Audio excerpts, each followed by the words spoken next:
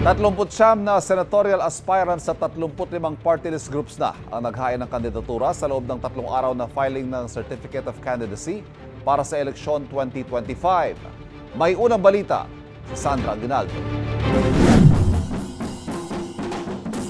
Kanya-kanya pa ring gimmick ang mga taga-suporta sa ikatlong araw ng COC filing.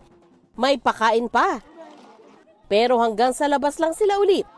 Sa loob ng Manila Hotel, patuloy ang paghahain ng kandidatura ng mga naghahangad ng Senate seat. Gaya ng dating bokal ng Agusan del Sur na si Jose Bonilla. At Jaime Balmas ng Partidong Kilusan ng Bagong Lipunan o KBL. Si Dr. Liza Ong ang naghain ng kandidatura para sa kanyang mister na si Doc Willie Ong. Tiniyak niyang kaya ni Ong na magsilbi kahit may cancer na pinapagamot na niya sa Singapore. Sabay namang nag-file ng kanilang COC ang re-electionist senators na sina Senador Bongo at Senador Bato de la Rosa sa ilalim ng partidong PDP Laban. Ang kapartido nilang aktor na si Philip Salvador naghain din ng COC. Sumunod si Elpidio Rosales ng partido KBL.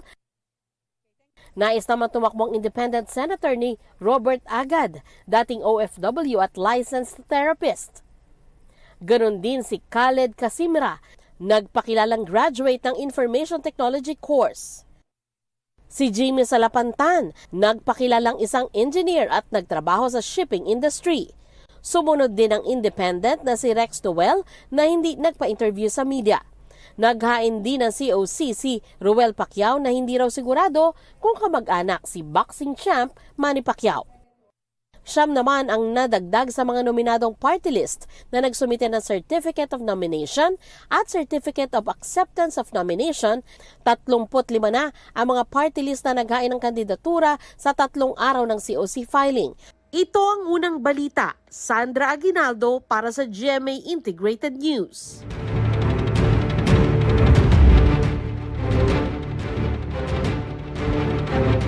Kapuso, para laging una ka sa mga balita, bisitahin at mag-subscribe sa GMA Integrated News sa YouTube. Sa mga kapuso abroad, samahan nyo kami sa GMA Pinoy TV at sa www.gmanews.tv.